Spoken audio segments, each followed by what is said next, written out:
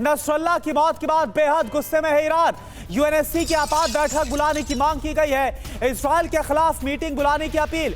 Israel पर कभी भी हमला कर सकता है ईरान।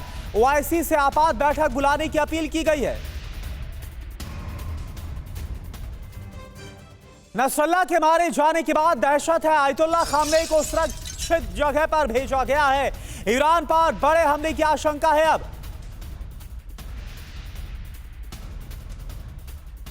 और एक और बड़ी खबर, लेबनान में इजराइल का हवाई हमला जारी। हिजबुल्लाह के ठिकानों पर भीषण हमला। हिजबुल्लाह के हथियार गोदामों पर बमबारी की गई है।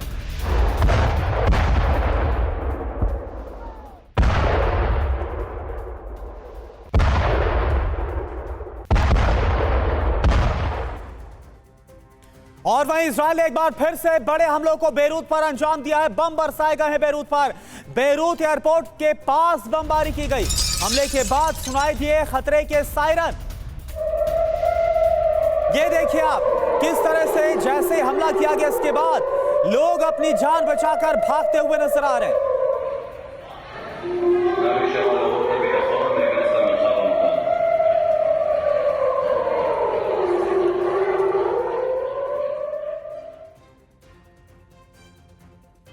और वहीं नसरुल्लाह की मौत के बाद मिडिल ईस्ट में महायुद्ध की चिंगारी भड़क गई है। आपको हम बता रहे हैं वो 8 सबूत जिनसे ये जाहिर होता है कि मिडिल ईस्ट में कभी भी विध्वंसक युद्ध शुरू हो सकता है। पूरा मिडिल ईस्ट सुलग सकता है। पहला, अरब में महायुद्ध के 8 सबूत। नंबर 1, खामनेई ने इमरजेंसी बैठक बुलाई है।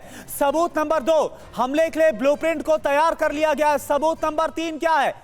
ईरान ने इजराइल को धमकी दी है। सबूत नंबर 4, ईरान ने प्रॉक्सी संगठनों को अलर्ट किया है। सबूत नंबर 5, इजराइल की घेराबंदी में लगा हुआ ईरान।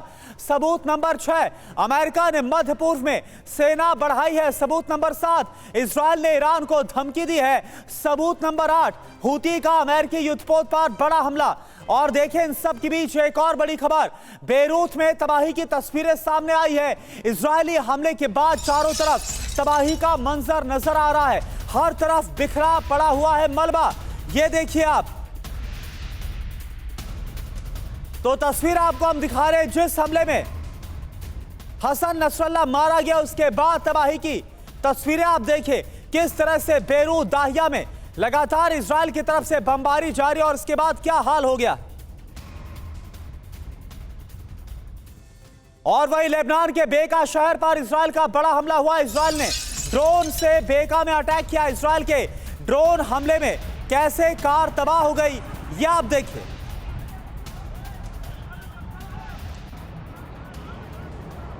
तो ये तस्वीर आपको दिखा रहे बेका की, जहां पर इजराइल ने ड्रोन के जरिए हमला किया और ये जो ड्रोन अटैक है इसमें एक कार कैसे तबाह हुई है वो आपके सामने।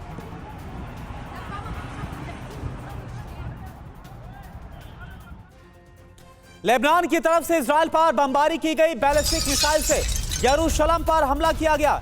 आयरन डोम ने हमले को नाकाम किया है।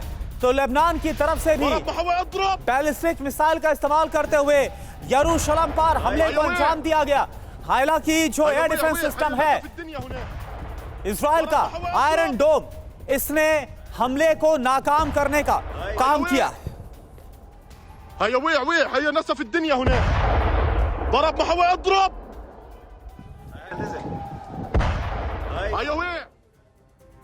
तो लेबनान में इजराइल जल्द ही ग्राउंड ऑपरेशन करने वाला है। ग्राउंड ऑपरेशन के लिए इजराइल ने अपनी पूरी तैयारी कर ली है। 24 घंटे में लेबनान में ग्राउंड ऑपरेशन हो जाएगा। आईडीएफ का ऑपरेशन प्लान क्या है?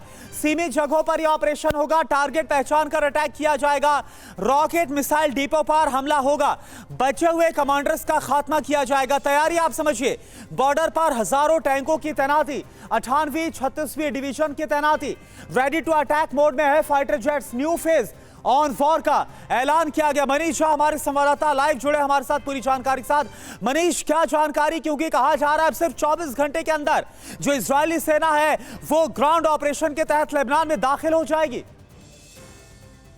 बिल्कुल, देखिए इस वक्त इजराइल के हौसले बुलंद हैं और इजराइल का मानना यह है कि हिजबुल्लाह चीफ के मारे जाने के बाद ईरान भी इस वक्त सबसे अधिक कमजोर है। तो ये सही मौका है जब एक लिमिटेड ग्राउंड ऑपरेशन लेबनान में किया जाए और साउथ लेबनान के खास करके उन इलाके में जो कि इजराइल की सीमा और साउथ लेबनान के लिथानी रिवर के बीच का हिस्सा है, जहां पर एक समय में इजरायली फोर्स रही भी थी, कम से कम उस इलाके में जाकर ग्राउंड ऑपरेशन करके जो हिजबुल्लाह के बचे कुछ ठिकाने हैं उनको खत्म कर दिया जाए, ताकि एक स्पेस बन जाए, एक बफर जोन बन जाए जहां से नॉर्थ इजराइल पर बार बार अटैक न किया जा सके। तो ये उनका प्लान है। वहीं दूसरी तरफ लगातार वो अब सीधे सीधे ईरान को चुनौती दे रहे हैं, क्योंकि उनका मानना है कि नसरुल्लाह जो है वो कोई और नहीं बल्कि ईरान की जो वो पूरी प्रॉक्सी वॉर थी उसका सेंटर पॉइंट था। तो उसके मारे जाने के बाद अभी ईरान में बौखलाहट है, और ऐसी स्थिति में यही सही मौका है जब ईरान के साथ भी आर पार की संभावना जो बनती हुई दिख रही है, उसके लिए इजराइल तैयार हो चुका है। बिल्कुल मनीष, न सिर्फ लेबनान बल्कि अब ईरान के साथ भी इजराइल की आर पार की जो सीधी संभावनाएं वो बनती हुई नजर आ रही हैं। और ये तस्वीर आप देखिए किस तरह से लेबनान की तरफ से भी जो बड़े हमले अंजाम दिया गया है। आप बने रहिए हमारे साथ। इजराइल के नाहरिया शहर पर ड्रोन से अटैक किया गया। कम ऊंचाई वाले ड्रोन से हमले की साजिश को नाकाम किया गया है। इजरायली फोर्सेस ने हवा में ही मार गिराए हैं दोनों ड्रोन।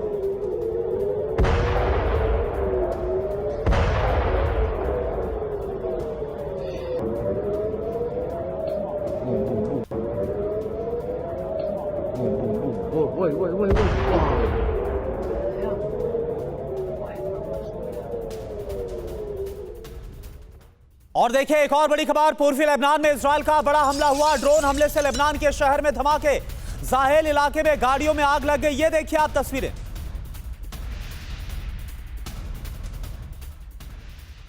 और इधर यमन से हमले के बाद तेल अवीव में दहशत है। इजराइल के कई शहरों में अलर्ट है। यमन से हूती ने किया था मिसाइल अटैक। ये देखिए आप, सायरन की आवाज आप सुन पा रहे होंगे किस तरह से एयर रेड सायरन बज रहे हैं ताकि लोग सुरक्षित ठिकानों में रहे।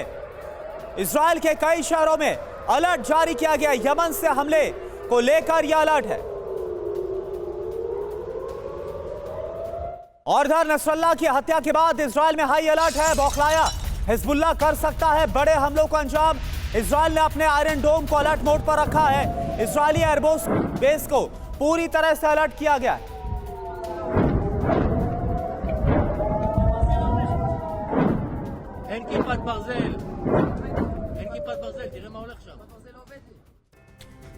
तो नसरुल्लाह के खात्मे पर नेतन्याहू का बयान क्या सामने आया, ये आपको बताते हैं। नसरुल्लाह एक आतंकवादी था, ये बेंजामिन नेतन्याहू की तरफ से कहा गया। हमने सैकड़ों लोगों की मौत का बदला लिया। ईरान के इशारों पर काम कर रहा था नसरुल्लाह। शांति के हिजबुल्लाह का अंत जरूरी है। शांति के लिए हम एक साथ लड़ेंगे और भगवान की मदद से जीतेंगे। मायने क्या है? इजराइल ग्राउंड ऑपरेशन के लिए अब तैयार है। ईरान पर भी हमला कर सकता है इजराइल। ये बेंजामिन नेतन्याहू की तरफ से जो बयान दिया गया उससे मतलब साफ नजर आ रहा है। और मनीष हमारे साथ जुड़े। मनीष, कल हमने देखा कि किस तरह से बेंजामिन नेतन्याहू ने मैप ऑफ कर्स भी दिखाया, जिसमें सीरिया, इराक और ईरान को अभिशाप बताया गया, श्राप बताया गया। क्या नजर आ रहा है, क्या प्लानिंग आपको इसमें नजर आ रही है इजराइल की तरफ से? देखिए, इसमें इजराइल की और इजराइल के प्रधानमंत्री बेंजामिन नेतन्याहू की दोनों की प्लानिंग साफ तौर पर दिखाई देती है कि अब जबकि युद्ध शुरू हो गया है तो एक बार इसे अंजाम तक पहुंचाकर ही मानते हैं।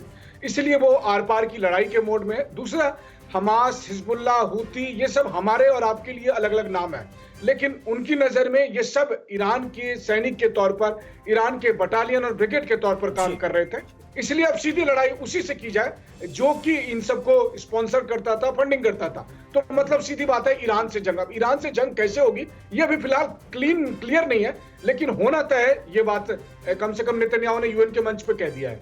यानी मनीष अब जड़ पर काम करना चाहता है इजराइल, और जहां से मदद मिलती है सभी प्रॉक्सीज को अब उसके खिलाफ एक्शन होगा। यानी ईरान के खिलाफ रणनीति तैयार हो रही। बहुत बहुत शुक्रिया आपका इस पूरी जानकारी के लिए।